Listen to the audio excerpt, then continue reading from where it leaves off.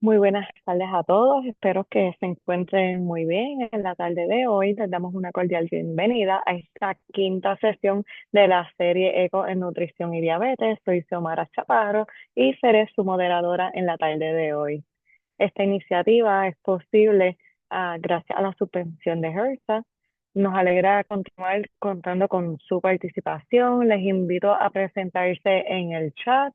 Escriban su nombre, su especialidad, si trabajan para una clínica privada y el municipio en el cual laboran.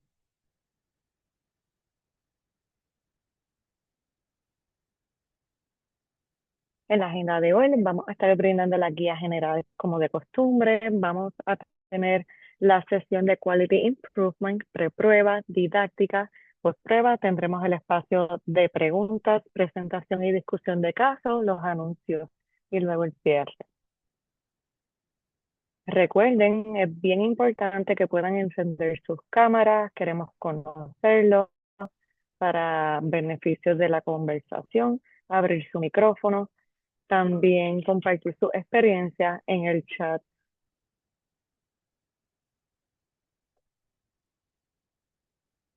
Ahora sí, vamos a pasar con lo que sería el Quality Improvement de la segunda sesión. Alexandra, adelante.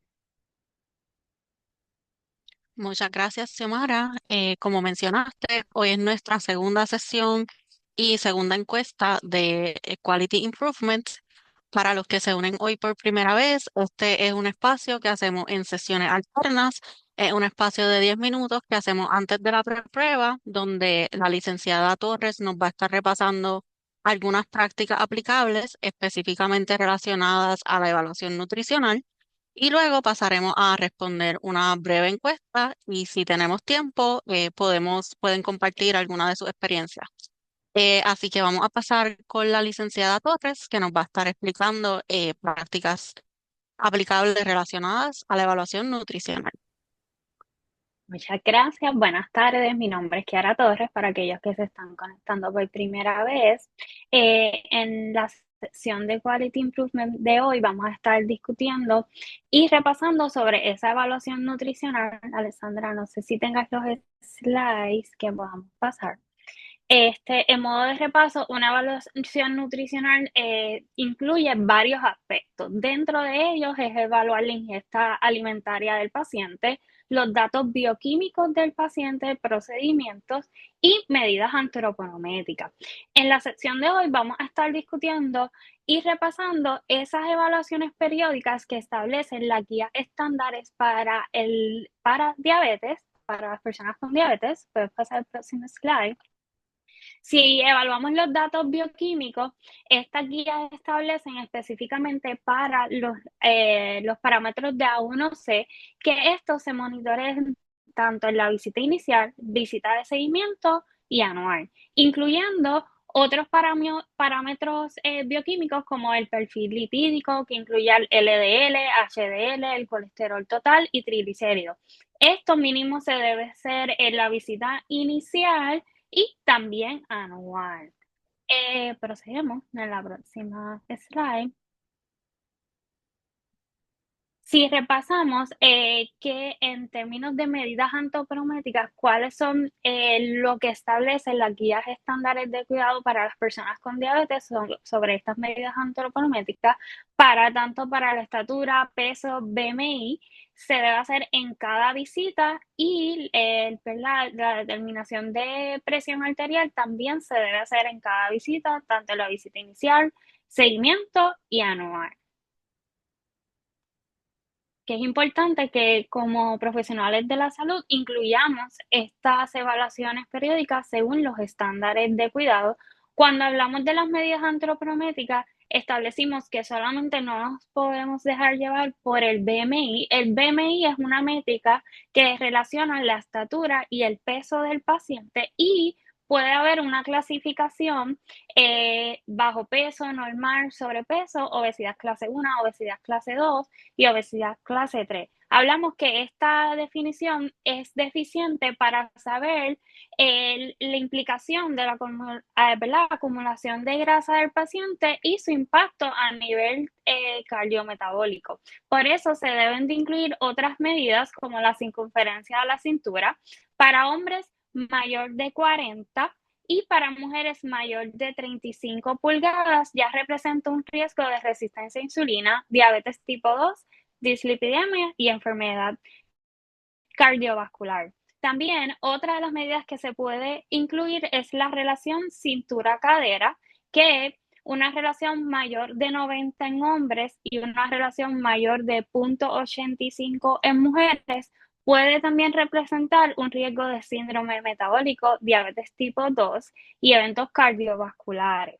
Que lo que enfatizamos en estas secciones es no tan solo limitar a peso, estatura y BMI, incluir al menos una de estas otras dos medidas para realizar esa evaluación antropométrica en el paciente. Sabemos que muchas veces tenemos limitación en la clínica, pero al menos con esos pacientes que identificamos que pueden estar a mayor riesgo.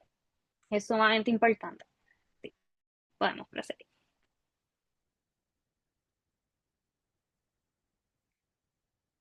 Entonces, ¿verdad? Por eso es que queremos exhortarlos a que en sus clínicas puedan incluir tanto estas evaluaciones periódicas que incluyan la 1C, tanto el peso, estatura y circunferencia de la cintura para identificar mayor riesgo de no tan solo desarrollo de diabetes tipo 2, sino también de otras condiciones cardiometabólicas que pueden estar presentando en el paciente si vemos estos niveles alterados.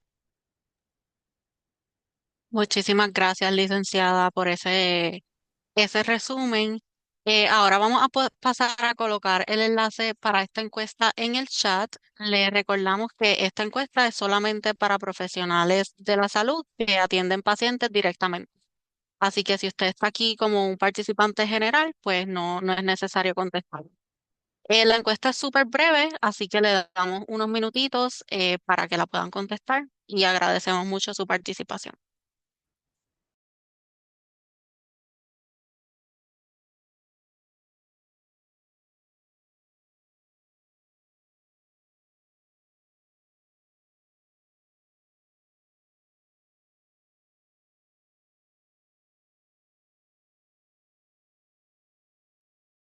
Eh, pueden acceder al enlace que les compartió mi compañera en el chat, ¿verdad? Para que puedan luego continuar contestando lo que sería la misma, el formulario. Ahora vamos a estar dando lo que sería la preprueba, ya que pues tenemos lo que sería la didáctica informativa, educativa con la licenciada Kiara Torres.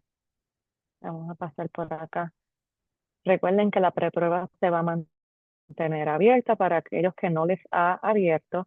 Pueden ir a la barra de abajo, acceder a More o más, a los tres puntos, y acceder a Polls and Quizzes.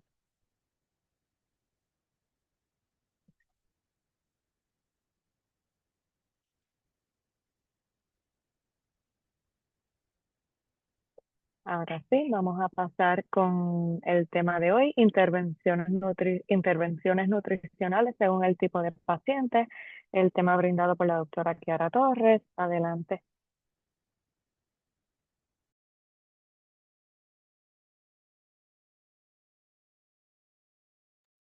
Saludos, buenas tardes. Les voy a estar compartiendo mi pantalla. Me confirman si una vez.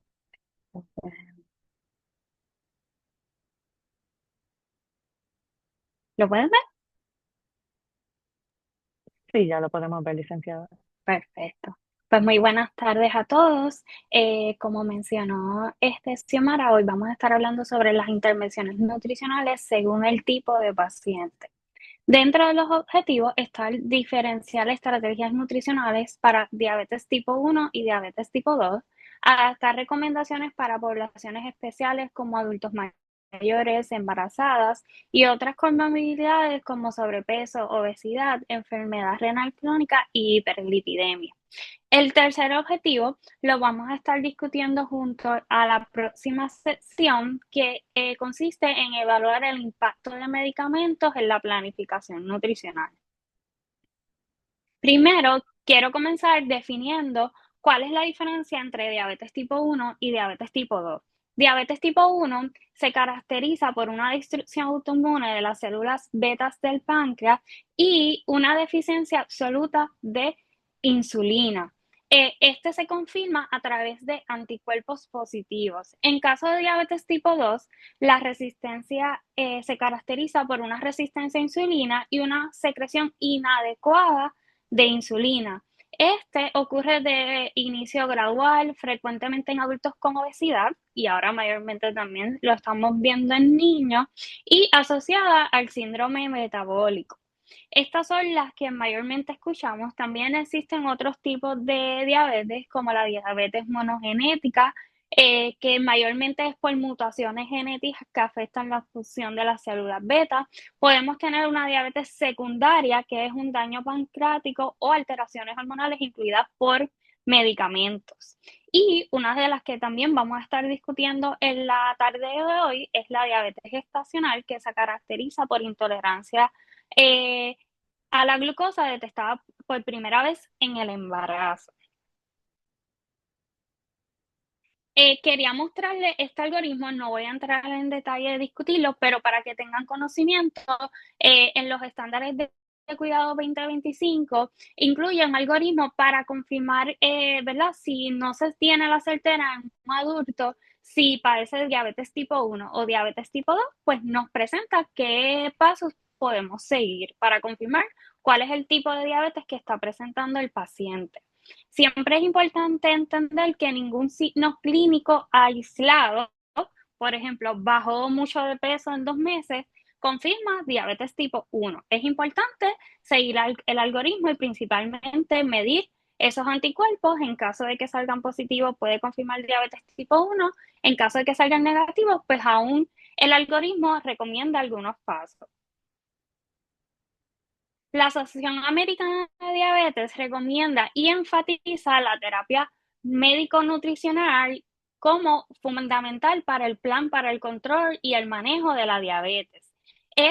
La terapia médico-nutricional debe ser reevaluada con frecuencia por los patrones de atención médica a lo largo de la vida del paciente, tanto en el diagnóstico inicial, cambios de estado de salud o terapia médica en las diferentes etapas de vida y mínimo 2 veces al año. Es bien importante un equipo interdisciplinario y médico que conozca y defienda los beneficios de esa terapia nutricional. Hemos hablado el impacto que tiene la terapia médico-nutricional en el control glucémico de los pacientes.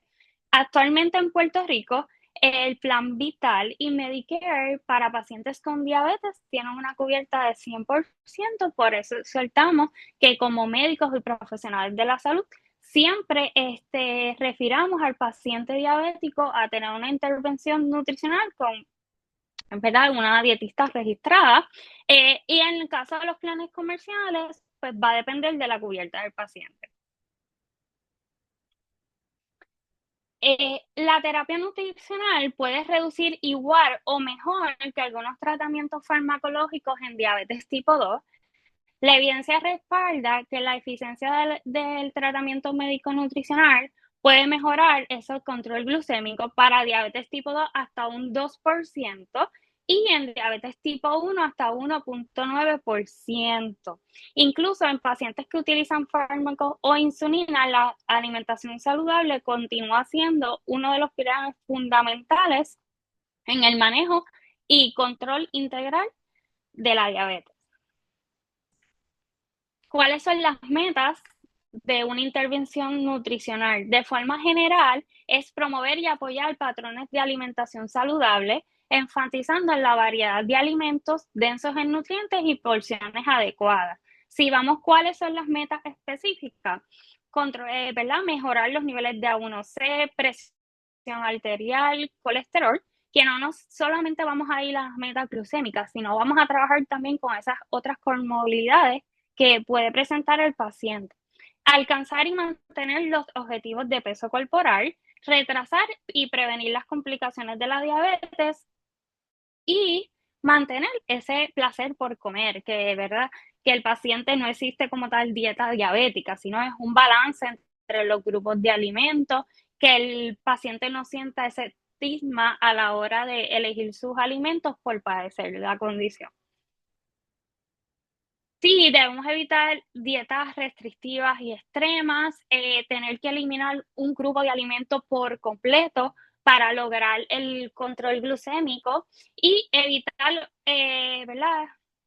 Evitación o eliminación innecesaria de ciertos grupos de alimentos como la persona diabética no puede comer frutas o no puede tomar leche. Siempre hay que orientar al paciente la manera de cómo integrar y combinar este tipo de alimentos. Según los estándares de cuidado del 2025, la terapia médico-nutricional debe ser individualizada y por un nutricionista registrado con experiencia en diabetes. Debemos tener un balance energético, promover en caso de que haya sobrepeso o obesidad de un 3 a un 7% de pérdida de peso, fomentar patrones de alimentación saludable, sobre todo enfatizar en vegetales, frutas, granos integrales, proteínas magras y grasas saludables. Se puede promover una reducción de carbohidratos totales para mejorar la glucémica, adaptando al enfoque del paciente siempre que sea sostenible para el paciente. Como hablamos en la sección anterior, una dieta baja en carbohidratos se vio mejoría por los primeros 3 a 6 meses. Si el paciente no puede sostener este patrón, pues se dejaba de ver esta mejoría. Cuando reducimos esa cantidad de carbohidratos, también tenemos que enfatizar no solo en la cantidad, sino en la calidad y que sea algo sostenible para el paciente para poder a largo plazo obtener ese beneficio de control glucémico. Un aspecto bien importante, suplementos y productos naturales no se recomienda para el control glucémico porque no hay evidencia que los respalden. Muchas veces, sobre todo enfatizar que algunos pacientes pueden abandonar incluso la terapia farmacológica por algunos tipos de suplementos. Es bien importante orientar al paciente. El alcohol, limitar el consumo de alcohol dentro de los límites recomendados, sobre todo educar sobre el consumo de alcohol y posibles hipoglucemias, sobre todo en pacientes que utilizan insulina. Orientar a ese paciente al momento de que vaya a consumir, limitar la ingesta, pero al momento que vaya a consumir bebidas alcohólicas, orientarle que pueda haber un riesgo de hipoglucémica y orientarle sobre la regla 15-15 que vamos a estar hablando más adelante. Dentro de las otras recomendaciones es limitar el sodio y alimentos procesados a 2.300 miligramos al día, como hablamos. No nos vamos a limitar solo a las recomendaciones del control glucémico, sino también a sus comorbilidades, como es la hipertensión y pues suficiente pues controlar y otras enfermedades que también debemos controlar el consumo de sodio, limitar esos alimentos ultraprocesados, las bebidas, limitar bebidas altas en el contenido de azúcar y siempre evaluar esa posible desnutrición. Las diferencias y el enfoque nutricional puede cambiar según el tipo de diabetes. Diabetes tipo 1, vamos a enfocarnos en la planificación de comidas basadas en el conteo de carbohidratos. Aquí en esta situación queremos parear la cantidad de carbohidratos que el paciente está consumiendo con su tratamiento de insulina y esto va a variar según el tipo de insulina que el paciente presenta. En caso de diabetes tipo 2, vamos a enfatizar en cambios de estilo de vida, pérdida de peso, uso de medicamentos, según sea necesario para alcanzar los objetivos de glucemia, presión arterial y lípidos. La etiología y la manifestación clínica afecta a la educación nutricional que recibe el paciente, tanto diabetes tipo 1, diabetes tipo 2, ¿verdad? Son diferentes tratamientos y diferentes, ¿verdad? Approach que el paciente va a tener que estar consciente, que lo vamos a estar discutiendo.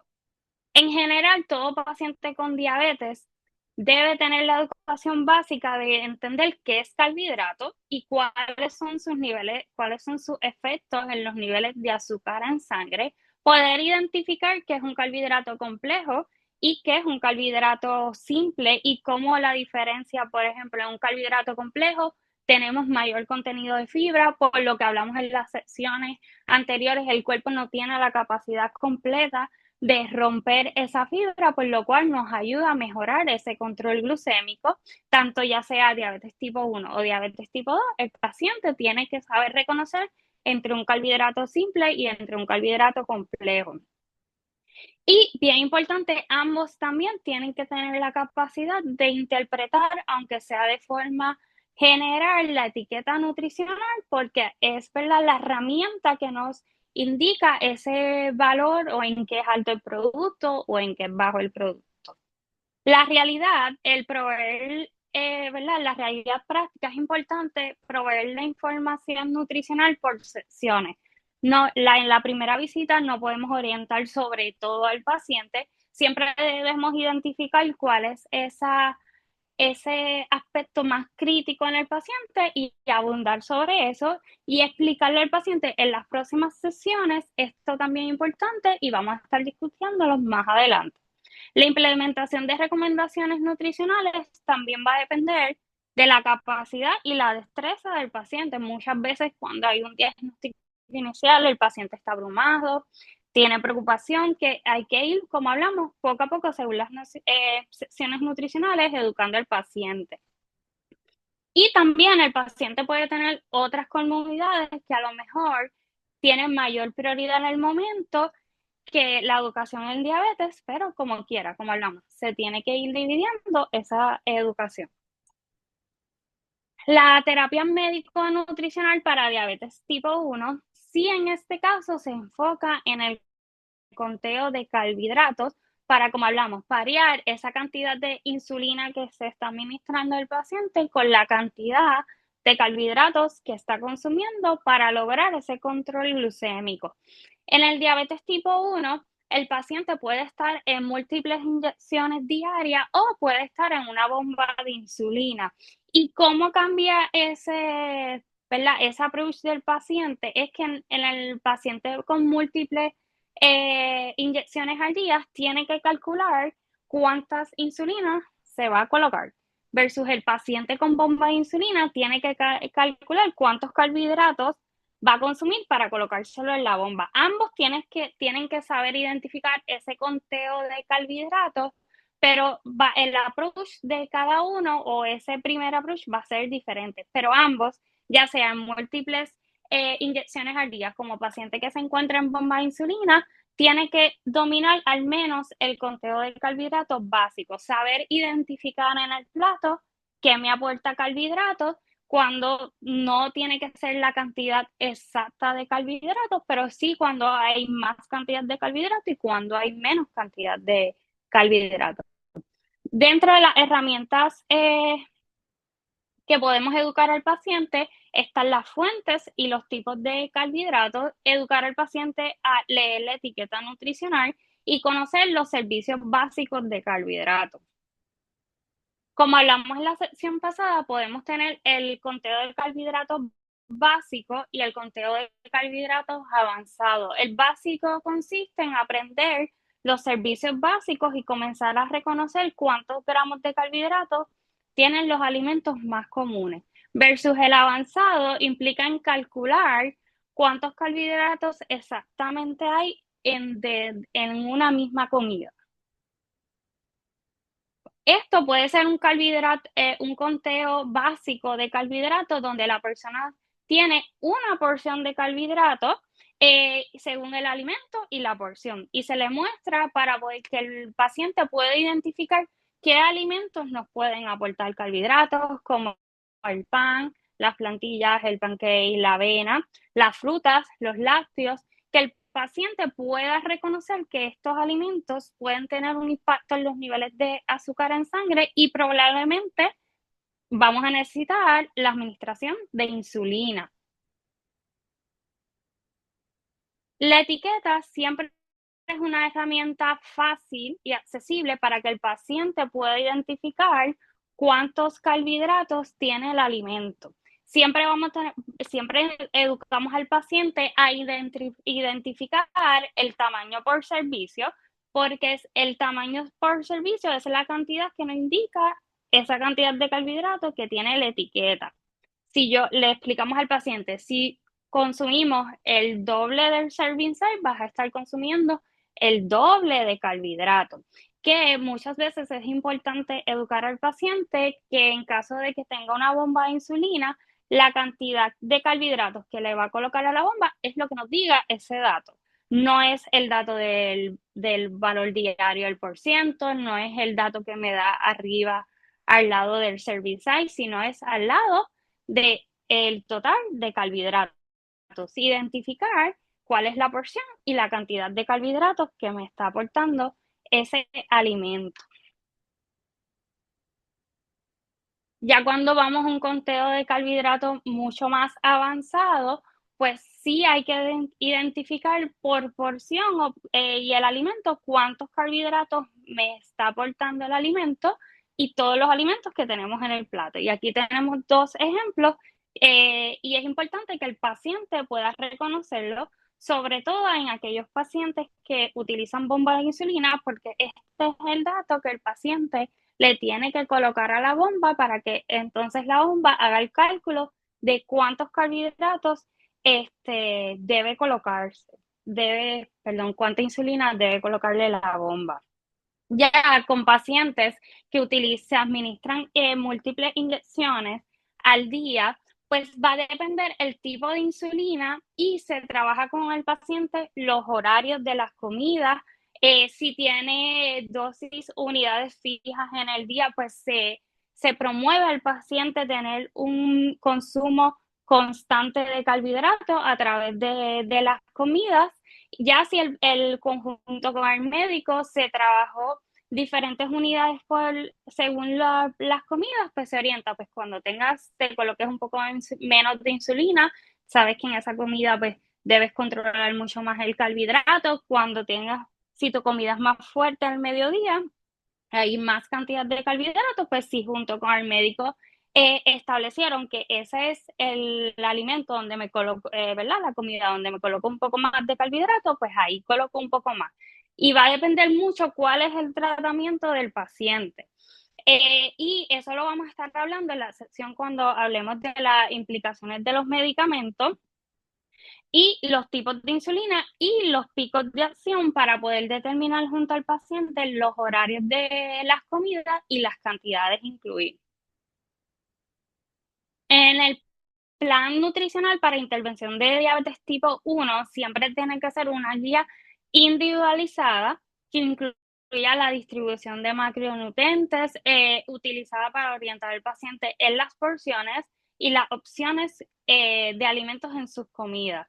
La realidad práctica, los planes médicos siempre exigen una evaluación nutricional a todo aquel paciente que va a comenzar en bomba de insulina. No todos los pacientes van a dominar por completo el conteo de carbohidratos, pero sí el paciente con diabetes tipo 1 debe poder reconocer qué alimentos aportan carbohidratos, qué alimentos no aportan carbohidratos, cómo poder diferenciar entre lo que es un carbohidrato, una proteína, una grasa, aunque no sepan exactamente cuántos gramos aporta ese alimento. Ya cuando estamos en ¿verdad? Lo que es un tratamiento de bomba de insulina, sí se le provee diferentes herramientas al paciente, ya sea cantidades exactas con cantidades exactas de tanto del alimento y cuánto carbohidrato aportan, o existen otras tecnologías que las vamos a estar discutiendo que le permite ayudar al paciente a realizar ese conteo en el día a día. A veces puede ser complicado tanto para aplicar como seguir, pero es importante que el paciente entienda que ¿verdad? Cuando es la condición diabetes tipo 1, nuestro cuerpo no está segregando la insulina y si hay consumo de carbohidratos y no administra la insulina, esa hiperglicemia va a quedar, ¿verdad? Va a permanecer hasta que el paciente logre colocarse su próxima insulina. Por eso es bien importante recalcar ¿verdad? La adherencia al tratamiento, si mi insulina me toca colocarme 15 minutos antes de las comidas, pues seguir enfatizando en eso, enfatizar que si me lo coloco después de las comidas puede haber más probabilidad de hipoglucemia. Y cuando no hay una cantidad, no hay carbohidratos ¿verdad? En las comidas, hay que identificar si el paciente debe colocarse insulina o no debe colocarse insulina, porque si yo no estoy consumiendo ningún tipo de carbohidrato, puede haber mayor probabilidad de hipoglicemia, que es bien importante que el paciente entienda que al consumo de carbohidratos en diabetes tipo 1 vamos a necesitar el tratamiento de insulina si esa cantidad de carbohidratos es significativa. Y es bien importante tratar de promover al paciente la adherencia a su tratamiento. En diabetes tipo 2, el objetivo es mejorar la sensibilidad del cuerpo a su propia insulina a través de impactos de cambios de estilo de vida, tanto en alimentación saludable, actividad física, pérdida de peso. Dentro de los objetivos es lograr metas personalizadas para la glucemia, presión arterial, niveles lípidos, lo cual que permite implicar el uso de, ¿verdad? Lo cual permite implicar el uso de medicamentos orales o insulina, como hablamos. Si logramos ese control glucémico, logramos bajar aquí al paciente que está en sobrepeso de un 5 a un 15%, podemos equiparar o aún mejorar los efectos que algunos medicamentos. La educación nutricional de diabetes tipo 2 debe ir enfatizada en, en fuentes y también tipos de carbohidratos. Siempre vamos a preferir un carbohidrato complejo. También vamos a orientar al paciente a leer la etiqueta nutricional, no tan solo, en este caso, no un aspecto dirigido a contar el total de carbohidratos que tiene mi plato, pero sí, ¿verdad? El producto o la porción que estás ingiriendo, pero sí identificar que sí puede haber algún aporte de carbohidratos. Dentro de las herramientas en diabetes tipo 2 se puede utilizar mi plato saludable para diabetes y en mi caso me funciona muchas veces con los pacientes proveer ejemplos de productos específicos. Por ejemplo, muchas veces el paciente, a pesar que le puedes educar sobre cómo leer la etiqueta nutricional, muchas veces los pacientes están sobre los diferentes tipos de pan. Pues muchas veces yo preparo educaciones. Mira, en el mercado existen estos tipos de panes, estos tipos de marcas. Dentro de lo que existe, estas son buenas alternativas. Va a depender de la accesibilidad, disponibilidad, que el paciente tenga, ¿verdad? El poder adquisitivo para adquirir el producto, pero llevarlo y guiarlo directamente a alternativas de productos, incluso marcas, puede ayudar esa selección del paciente y se le puede explicar, por ejemplo, colocando un ejemplo, esta marca me aporta 3 gramos de azúcar versus esta tiene 1. Si tienes el poder adquisitivo de adquirir, pues trata de adquirir esta. Que entonces en el diabetes tipo 2 vamos a enfatizar sobre todo mejorar la selección de alimentos, poder dominar esa etiqueta y unirlo con los cambios de estilos de vida que tanto es el sueño, la actividad física.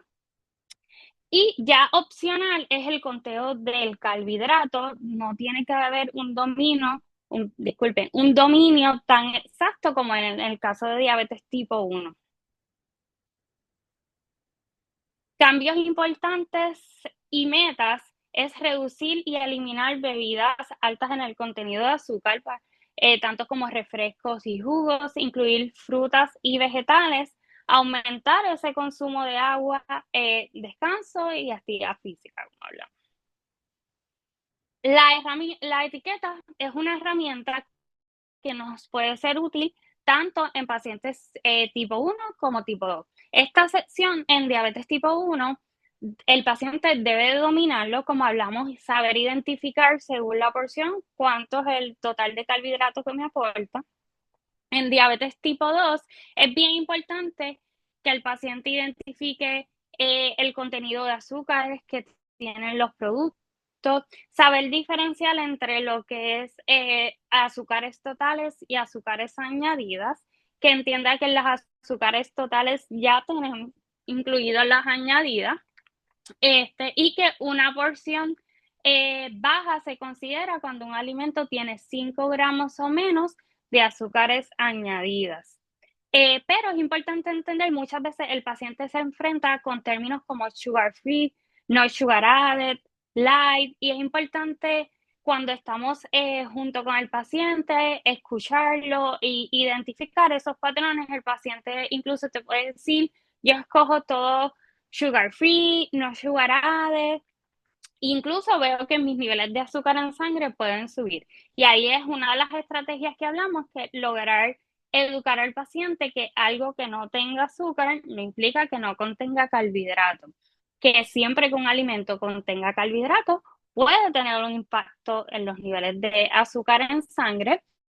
También el contenido de fibra es bien importante. Educar al paciente que logre identificar cuando el alimento aporta una cantidad de fibra significativa, que una cantidad significativa se define cuando el producto tiene de 2.8 o 3 gramos, ya mayor, y entre 5, ya mayor de 5, se considera alto. Y también es importante, no tan solo en la sección de, ¿verdad?, de carbohidratos, también es importante lo que hablamos sobre el porciento de valor diario. Una guía súper general que le podemos educar al paciente es que 5% significa que es bajo, un 20% significa que es alto. Sabemos que esto es a base de una dieta de 2.000 calorías. No todos los pacientes deben ingerir esa cantidad de calorías al día, pero es una herramienta bien útil para que el paciente logre identificar cuando es un alimento alto en sodio, cuando es un alimento alto en grasa saturada, porque no tan solo debemos enfocarnos en la sección de carbohidratos, sino en estos otros aspectos para así también tratar las comorbilidades o el posible desarrollo de las comorbilidades junto a la diabetes tipo 1. De forma general, la etiqueta es una herramienta útil e importante para la selección de alimentos del paciente. Tanto nos puede hacer útil en diabetes tipo 1 como en diabetes tipo 2.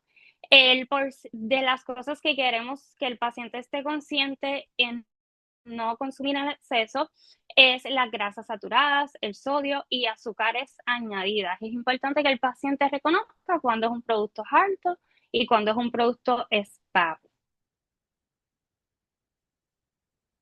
Ahora vamos a estar hablando sobre las recomendaciones específicas en poblaciones especiales. En un adulto mayor, se flexibiliza esa meta glucémica, y debe ser individualizada a través de los años. Ya no es 7 o menos, significa que está controlada. Esta meta glucémica se puede flexibilizar, incluso personalizar. Con el paciente mayor, debemos de minimizar la hipoglucemia lo más posible. Sabemos que podemos promover pérdida de conciencia, caídas, y es bien importante prevenir ¿verdad?, este tipo de episodios. Cuando hay un episodio de hipoglucemia, ahora discutimos. El tiempo en rango tiene que estar mayor de 50. Para un adulto normal queremos que esté dentro de 70 o más. El tiempo por encima del rango, que es ese tiempo que está sobre 180, puede ser un 50% y muy alto un 10%. A comparación, si vamos al rango alto de la población no adulta mayor, esto puede estar en un 25%, como hablamos. En adultos mayores podemos flexibilizar esas metas glucémicas. La educación nutricional debe incluir el manejo de hipoglucemias correctamente, que consiste en la regla 15-15, que si la discutimos. Un episodio de hipoglucemia se define cuando los niveles están menor de 70. A nivel 1 se considera de 55 a 69. Nivel 2 cuando los niveles están en 54 o menos. Y a nivel 3 cuando hay un estado mental alterado, incluso aunque los niveles pueden estar en 66, pero si hay un nivel mental alterado, ya se considera el nivel 3. Y ahí se recomienda hacer la regla 15-15, que es 15 gramos de carbohidratos, esperar 15 minutos y volver a monitorear esos niveles de azúcar en sangre. Si los niveles continúan menor de 70, hay que volver a orientar al paciente que debe volver a consumir 15 gramos de carbohidratos. ¿Qué son 15 gramos de carbohidratos? Orientar al paciente de 4 a 6 onzas de jugo o refresco regular. En este caso es importante explicarle al paciente, no refresco de dieta, porque sí necesitamos aumentar los niveles de azúcar en sangre, una cucharada de azúcar o una cucharada de miel o sirope. De las tabletas de glucosa, son 4 tabletas de glucosa en la mayoría de las tabletas. Es bien importante orientar al paciente sobre eso.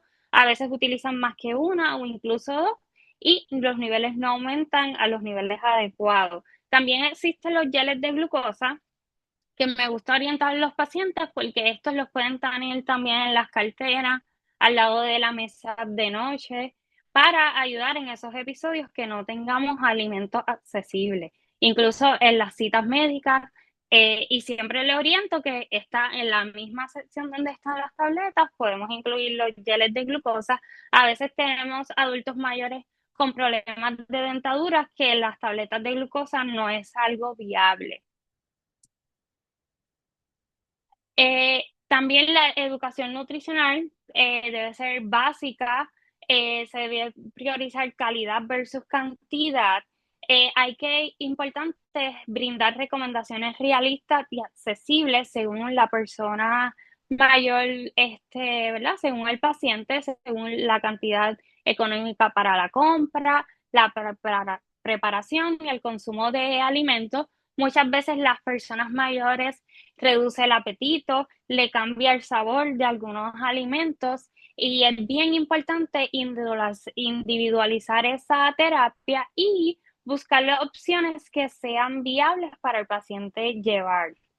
Bien importante, herramientas que funcionan con personas mayores son modelos de alimentos, ejemplos visuales de comidas completas. En mi caso, yo incluso le tengo un menú cuando, para ejemplo, cuando ellos me indican, es que en la cena no tengo tanta hambre, pues mira, cuando tengas poco apetito, estas alternativas tienen balanceado tanto en carbohidratos y proteínas, las puedes combinar y darles menús específicos tiende a mejorar esa adherencia con el adulto mayor.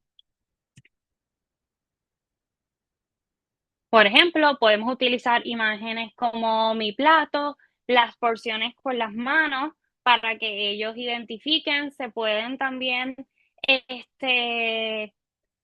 tener envases estándares, como que escoge una tacita, como hablamos en una de las secciones, el envase pequeño que tengas que utilizaste para una mantequilla, pues en ese pequeño vas a colocar el arroz. En la mitad de tu plato trata de incorporar vegetales, como las dos manos, la proteína como la palma de tu mano, trata que sea magra, evitar freír. Eh, Ponerlo en lenguajes sencillos y fáciles para que el adulto mayor pueda cumplir con las recomendaciones. Como hablamos también, adulto mayor muchas veces puede tener problemas con la dentadura, que eso es algo que también hay que tomar en consideración en la terapia médico-nutricional. Como hablamos, y le podemos dar menús en específicos de cómo hacer esas combinaciones. Esto es un ejemplo donde en esos cuadritos pequeños se le puede indicar a la persona mayor de estas opciones, escoge dos. Y lo vas a unir con 2 proteínas de tu preferencia. Y de forma sencilla se le orienta cómo crear ese balance en los grupos de alimentos. También cuando nos enfrentamos a lo que es la pérdida de apetito y poca ingesta, sí se puede considerar diferentes suplementos nutricionales con lo que esta marca, pero hay muchos en el mercado. Según la necesidad del paciente, pues se puede identificar un suplemento adecuado para poder alcanzar esos requisitos nutricionales del paciente. En el caso de diabetes gestacional, esta se diagnostica entre la semana 24 y la semana 28. Se realiza una prueba de tolerancia oral de glucosa para poder diagnosticar esa diabetes gestacional. A pesar que no se diagnostica hasta la semana 24 y 28, es bien importante semanas anteriores poder identificar si ya la paciente tiene un diagnóstico de diabetes y se debe trabajar con ese control glucémico. Posterior ¿verdad?, al embarazo, entre la semana 4 y 12, semana de posparto, también se debe realizar una prueba de tolerancia oral de glucosa para detectar prediabetes o diabetes tipo 2 posparto. Y después, cada 1 a 3 años, también se debe realizar esa evaluación para detectar recurrencia de prediabetes o diabetes tipo 2. Las metas glucémicas en embarazadas cambian según el tipo de paciente. Puedes tener la paciente diabetes tipo 1 que queda embarazada, tenemos la diabetes tipo 2 que también queda embarazada y tenemos ¿verdad?, la paciente que desarrolla diabetes gestacional. Y según el tipo de pacientes, las metas glucémicas pueden ser más flexibles o más estrictas. También el peso es uno de los aspectos bien importantes a monitorear en la diabetes gestacional. Si una paciente se encuentra bajo peso, puede alcanzar un aumento hasta 40 libras. Para una persona saludable podemos alcanzar hasta 35 libras de ganancia en el embarazo, sobrepeso 25 y obesidad hasta 20. Según los estándares de cuidado, esta ganancia de peso saludable debe ser personalizada según las metas glucémicas también de la paciente. Se debe promover el monitoreo de los niveles de azúcar en sangre para aquellas pacientes que padecen de diabetes gestacional. ¿Verdad? Debemos monitorear los niveles en ayuno 1 hora o 2 horas después de las comidas, y si la paciente usa tratamiento de insulina, se recomienda realizar controles adicionales como antes de las comidas, a la hora de dormir o cuando presentamos algún síntoma de glucemia alta o baja. Cuando es necesario, la insulina es el medicamento preferible para tratar la hiperglicemia, además del control de estilos de vida y conducta. Dentro de los parámetros que en diabetes gestacional, en ayuna queremos que los niveles estén menores de 95, a la hora después de comer en 140 o menos, y a las 2 horas después de la comida en 120 o menos.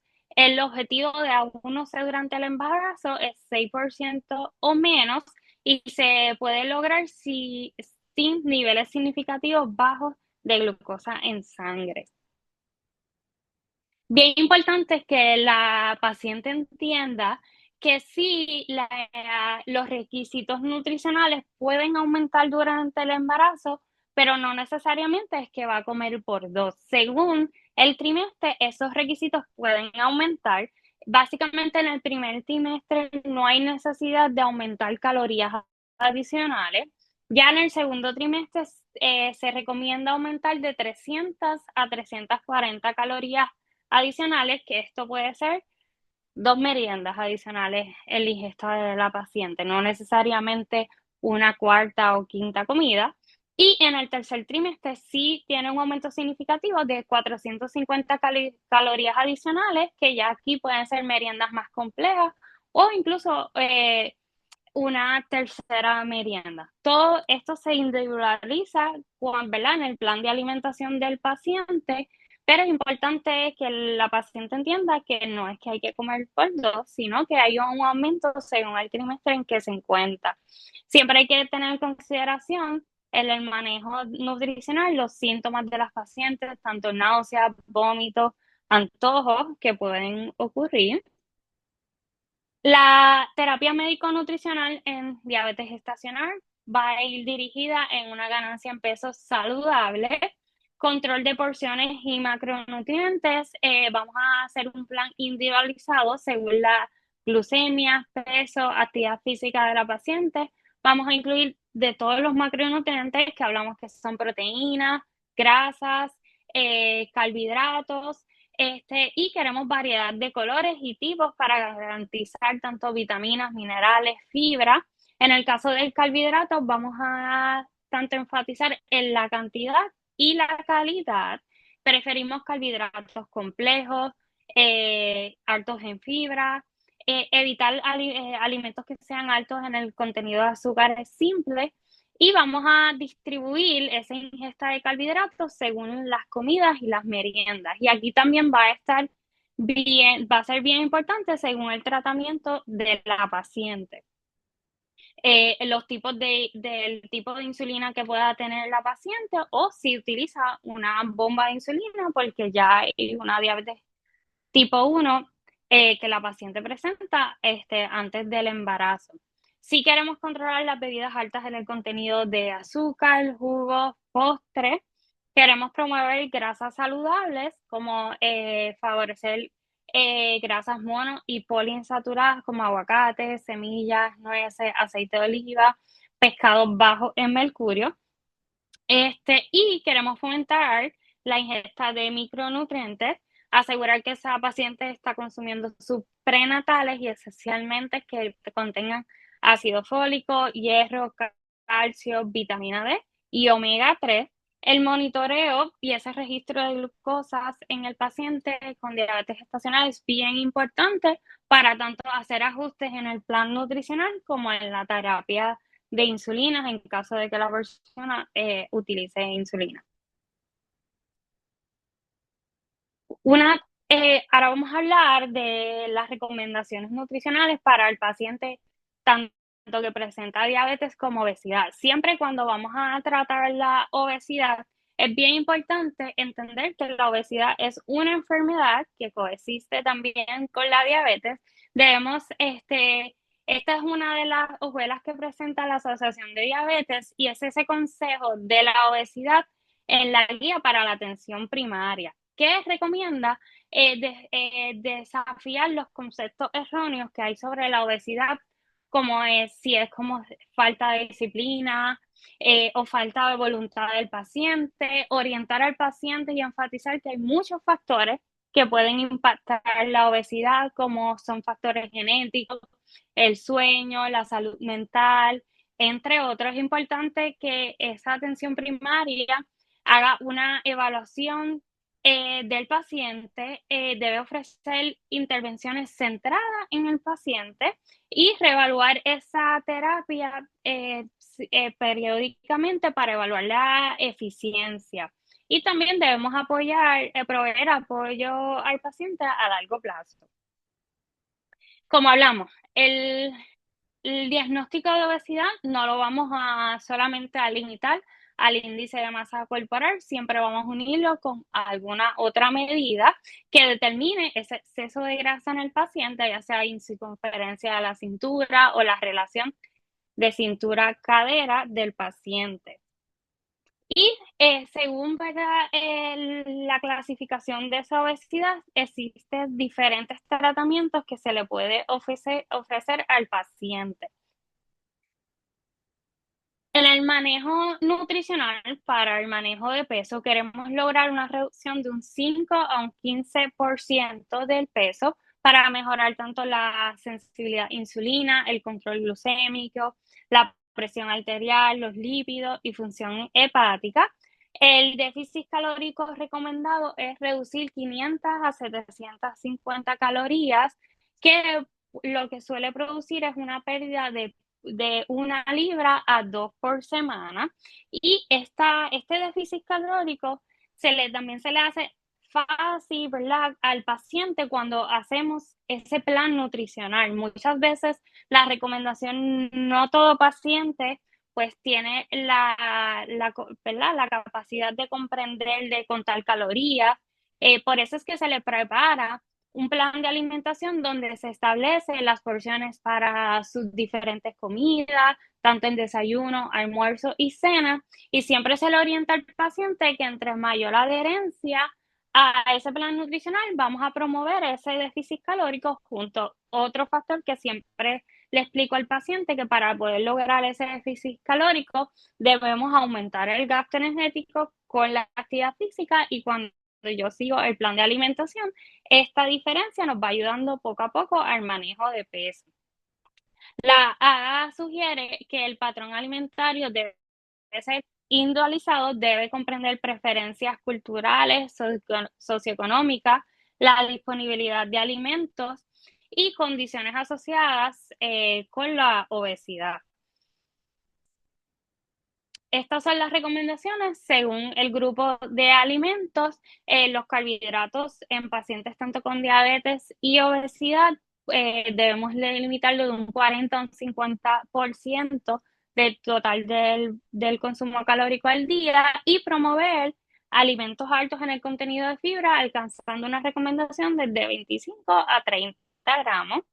En las proteínas queremos un 20 a un 30%, que esto puede ser de 1 a 1.5 gramos por kilogramo de peso para promover, mantener esa masa muscular y saciedad. En personas con obesidad severa o en uso de GLP-1, esta necesidad puede aumentar de 1.5 a 2, que es bien importante cuando estamos tratando obesidad. Muchas veces, si el paciente está en tratamiento GLP-1, el apetito reduce significativamente y hay que buscar alternativas livianas que aún así el paciente pueda obtener esa cantidad de proteínas que se recomienda en el día junto con la cantidad de fibra que necesitamos. Y siempre promover el consumo de grasas tanto mono y poliinsaturadas, y las saturadas dentro de las recomendaciones es limitarla a un 10% de las calorías diarias. Algo que quería enfatizar, es importante orientar al paciente que ese consumo de proteínas debe ser magras y de alta calidad biológica, como pescados, pollo sin piel, huevos, legumbres, incluso proteína de fuente vegetal, como son los granos, porque ahora hay muchos productos promocionando alto en proteína, y también hay que recomendarle a los pacientes que siempre vayan a evaluar esa etiqueta nutricional y que no necesariamente todo producto que porque indique que es alto en proteína va a ser saludable. Siempre hay que evaluar esa cantidad de grasa saturada, esa cantidad de sodio que tiene ese producto, y entonces junto a evaluar la composición, la cantidad de fibra, evaluar el aporte nutricional completo del paciente para determinar si es un alimento en efecto que va a ser de beneficio. En caso de las recomendaciones nutricionales para diabetes y dislipidemia, se promueve ingerir grasas saludables, sustituir grasas saturadas como carnes rojas, embutidos, mantequilla. Ahí yo también le enfatizo sobre el aceite de coco, que es un alimento que ha estado muy popular, pero que es un alimento alto en el contenido de grasas saturadas por grasas mono y poliinsaturadas, ¿verdad? Se recomienda sustituir a estas grasas, que es como aceite de oliva, aguacate, nueces, semillas, pescados como salmón, atún, sardinas, y evitar por completo las grasas trans. También se enfatiza en la calidad de los carbohidratos, priorizar granos integrales, legumbres, frutas, vegetales y que sean ricos en fibra, limitar azúcares añadidas y harinas refinadas, y como de nuevo, que vamos viendo en varias de las condiciones, también se promueve lo que es la ingesta de fibra adecuada, que son de 25 a 30 gramos al día de fibra. En las proteínas magras, ¿verdad? Se recomienda, en el caso de dislipidemia, preferir pescados al menos 2 veces en semana, pollo sin piel, las claras de huevo, tofu, legumbres, y limitar estas carnes procesadas como salchichones, jamonillas, hot dog, que también estas son altas en el contenido de sodio. De los patrones alimentarios recomendados en diabetes y dislipidemia son de los patrones que discutimos en la sección anterior, el Mediterráneo, DASH y uno basado en plantas con enfoque en bajo en grasas saturadas y altos en fibra. En todos los casos, la dieta debe adaptarse al perfil lipídico, control glucémico y preferencias culturales del paciente, que es algo también bien importante tener en consideración. Cuando hablamos de poblaciones especiales, también está la enfermedad renal crónica, que el objetivo es optimizar ese control glucémico, preservar la función renal, reduciendo la progresión de la enfermedad y las complicaciones cardiovasculares. Siempre ocurre, que entiendo que en el chat hay colegas también, cuando el paciente diabético comienza a padecer de enfermedad crónica, tenemos que trabajar en cambiar ese aspecto. Muchas veces el paciente diabético está enfocado en los carbohidratos, que hay que controlarlo, mejor calidad, y ahora también tenemos que orientar al paciente que según la condición renal del paciente, pues vamos a tener a lo mejor que hacer ajustes en la cantidad de proteína que está consumiendo el paciente, si hay algún nivel alterado de un mineral como fósforo o potasio, son otras orientaciones nutricionales adicionales que el paciente va a tener que ir reconociendo y adaptándose a estas nuevas recomendaciones. Dentro de los patrones dietarios que se recomiendan en la enfermedad renal crónica es la dieta DASH modificada, un patrón mediterráneo bajo en sodio y fósforo. Es importante aclarar que no todo paciente con enfermedad crónica renal debe tener restricción de fósforo o potasio. Eso va a depender de sus niveles séricos y si están alterados, ahí se procede a orientar al paciente sobre esos alimentos que pueden aportar mayor contenido de potasio y fósforo y cómo limitarlos.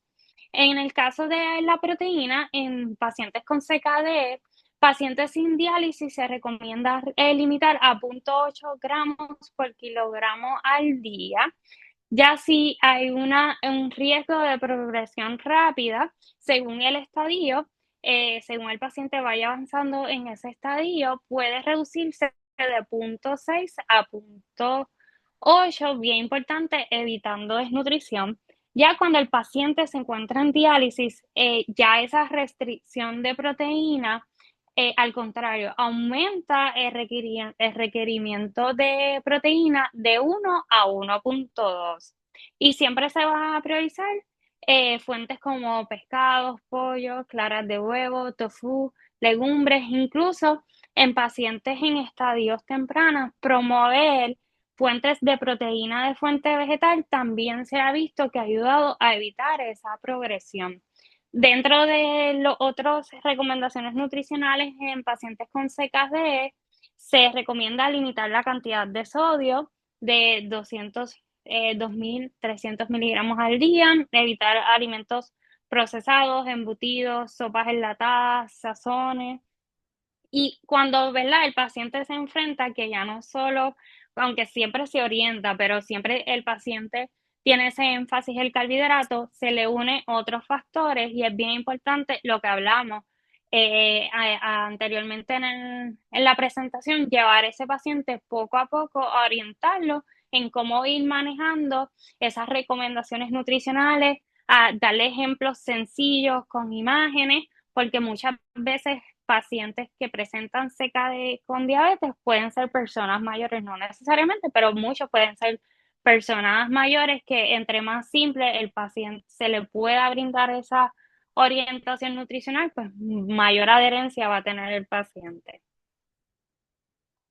Después hablamos.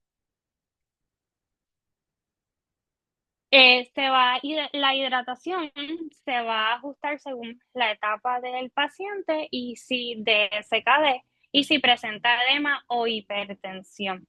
Dentro de los micronutrientes que se debe evaluar en pacientes con CKD son los niveles de vitamina D, calcio, hierro y B12. La suplementación solo se debe realizar bajo indicación médica o una dietista renal. con especialidad en pacientes renales. El tercer objetivo lo vamos a estar discutiendo en la próxima sesión, que va a ser el impacto de los medicamentos en la planificación nutricional. Muchas gracias.